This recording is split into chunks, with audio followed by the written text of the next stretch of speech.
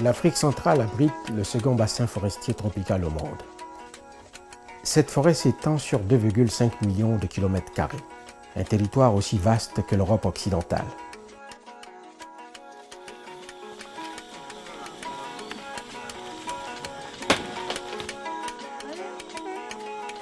Peuplée par 60 millions d'habitants, elle héberge des milliers d'espèces rares, certaines d'entre elles ne se trouvant que dans cette partie du monde. Cette forêt régule les précipitations jusqu'aux confins des terres éthiopiennes. Cette forêt est un poumon, dont chaque racine, chaque branche, chaque feuille absorbe le carbone que nous émettons. Et c'est pourquoi cette forêt apporte une contribution inestimable à la lutte contre les changements climatiques. Sans la forêt d'Afrique centrale, nous ne pourrons pas atteindre les objectifs climat que nous nous sommes tous fixés à Paris.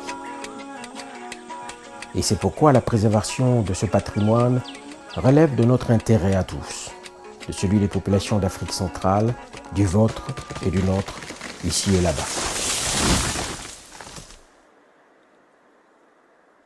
Or, cette forêt disparaît à un rythme accéléré. Chaque année, ce sont plus d'1 million d'hectares qui disparaissent. Chaque heure, l'équivalent de 2 terrains de football. Les activités humaines impactent cette ressource à des niveaux sans précédent. Du fait de l'exploitation agricole, forestière, minière et du développement d'infrastructures. Cet impact négatif est décuplé par un manque de sécurisation foncière et par une population en constante augmentation, dont les besoins alimentaires, en énergie et en logement se font croissants.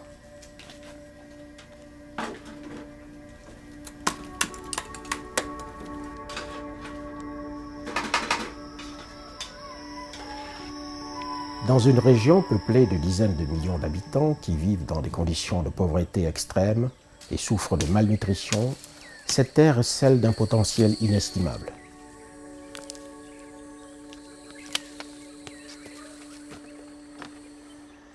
Ces fleuves peuvent fournir à l'ensemble du continent l'électricité qui lui manque cruellement. Son sous-sol regorge de minerais.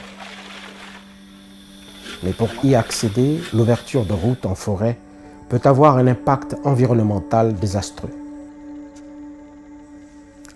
Si elles étaient exploitées, ces terres pourraient nourrir la population entière de la région.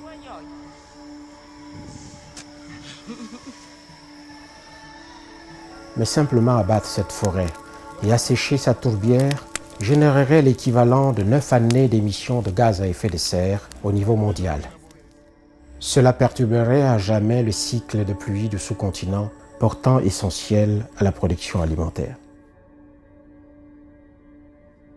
Les gouvernements d'Afrique centrale se trouvent à la croisée des chemins, conscients du dilemme auquel ils font face. Doivent-ils autoriser, voire encourager la destruction de ces forêts pour sortir leur population de la pauvreté et profiter de débouchés lucratifs sur le court terme? Doivent-ils répéter ce qui a été fait par le reste du monde dans le passé? Ou doivent-ils laisser cette forêt intacte, sachant que cela peut contraindre le potentiel de croissance? Il existe une troisième voie qui permettrait aux pays d'Afrique centrale de concilier croissance économique, développement humain et préservation du couvert forestier.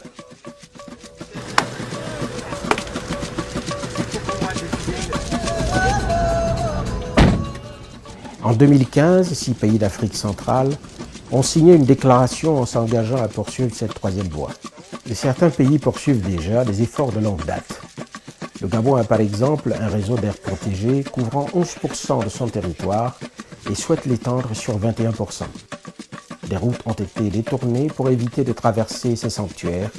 L'écotourisme y est développé. Les gouvernements d'Afrique centrale s'engagent peu à peu à définir des politiques agricoles pour que les cultures soient orientées vers les savanes, plutôt que de détruire les forêts tropicales pour libérer les terres agricoles. Mais les interventions ponctuelles ne suffisent pas. Des réformes ambitieuses, complexes et soutenues dans le temps sont nécessaires. To stop systemic forest loss and protect this exceptional treasure. Mambo mokulu masilo. Babaduku mambo mona. Luyakubinga mambo mokulu. Au-delà des remèdes faciles et éphémères, il faudra de la détermination. De la persévérance et des choix parfois difficiles. Il faudra des partenariats constructifs sur le long terme. Basés sur un dialogue ouvert entre les gouvernements, les peuples autochtones, la société civile et le secteur privé. It also demands sustained attention, commitment and funding from the international community. And that's why international partnerships are more indispensable than ever. To ensure that the unique Central African rainforests remain the key to a brighter and cooler future for all of us.